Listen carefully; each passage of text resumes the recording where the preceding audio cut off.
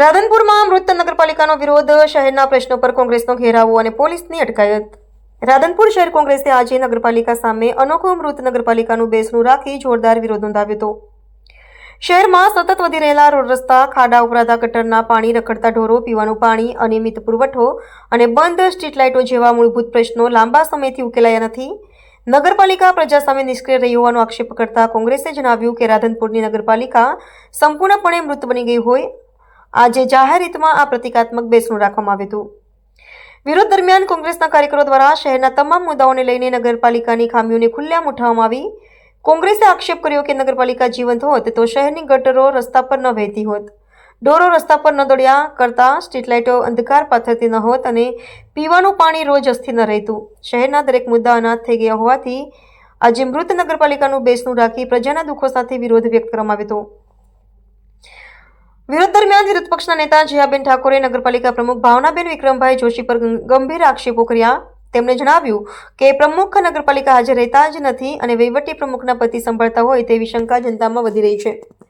કોંગ્રેસે કહ્યું કે રાધનપુર શહેરમાં જે સ્થિતિ ટુડે ઊભી થઈ છે તે સંપૂર્ણપણે વહીવટી નિષ્ફળતાનું પરિણામ છે. લોકો રોજિંદા તકલીફો ભોગવી રહ્યા છે, પરંતુ નગરપાલિકા તંત્ર પ્રજા તરફથી મોં ફેરવીને બેઠી છે. શહેરના વિકાસ કામો અંધકારમાં છે, સાફ સફાઈના પ્રશ્નો વધી રહ્યા છે, રસ્તાઓ તૂટી રહ્યા છે અને ગટરો ઉઘડી રહી છે. પ્રજાના પ્રશ્નો હલ કરવા કોઈ નગરપાલિકાનો જવાબદાર દેખાતો નથી. કોંગ્રેસે સ્પષ્ટ કર્યું કે શહેરના પ્રશ્નો ઉકેલાય ત્યાં સુધી આંદોલન ચાલુ રહેશે અને આજનો વિરોધ માત્ર શરૂઆત છે. કોંગ્રેસનું અંતિમ નિવેદન હતું કે અટકાયતોથી અવાજ દબાવવામાં નહીં આવે. પ્રજાના હિત માટે અવાજ ઉઠાવવાની અમારી ફરજ છે અને રાધનપુરના પ્રશ્નો માટે અમે સતત જન આંદોલન કરતા. રિપોર્ટર નાથાલાલ ઠાકોર, વિશિષ્ટ કર્તવ્ય ન્યૂઝ, રાધનપુર.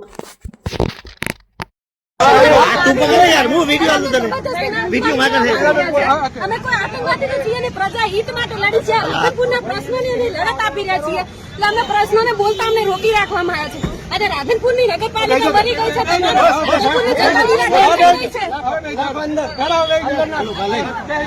અમારો કાર્યક્રમ આજે રાધનપુર નગરપાલિકાની અંદર હજારો પ્રશ્નો પડ્યા છે. અત્યારે 9 થી 10 મહિના થયા છે નગરપાલિકા ભાજપની ચૂંટાયાના. નગરપાલિકાની અંદર ગમે ત્યારે અમે જઈએ ક્યારે નગરપાલિકાના પ્રમુખ હોતા નથી અને ત્યાં પણ રજૂઆત કરવા જાય એટલે અત્યારે તમામ વિસ્તારમાંથી પબ્લિક અહીંયા વિરોધ કરવા આવેલી હતી અને પોલીસ એમનો હાથો બની અને અત્યારે અમને બિલકુલ અમારા જે પ્રશ્નો હતા રજૂઆત કરવા દીધી નથી. અમે સરકાર સુધી જઈએ તો અમારો અવાજ દબાવવામાં આવે છે. અત્યારે રજૂઆત કરવી તો કરવી કોને? ભાજપ શાસિત નગરપાલિકાની અંદર આ જો આપ જોઈ શકો છો, હાલ પણ જોઈ શકો છો.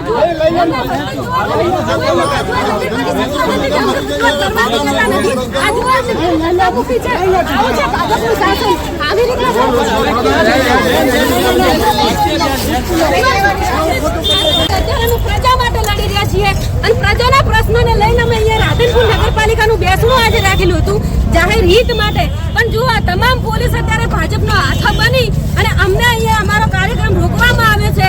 અમે જે નનામી નીકળી હતી, નનામી અમારી જોડે છીનવી લેવામાં આવી છે. એટલે ભાજપનો હાથો બની જે તમામે પોલીસ અત્યારે કામ કરી રહી છે અને અમે સખત શબ્દોમાં વખોડીએ છીએ.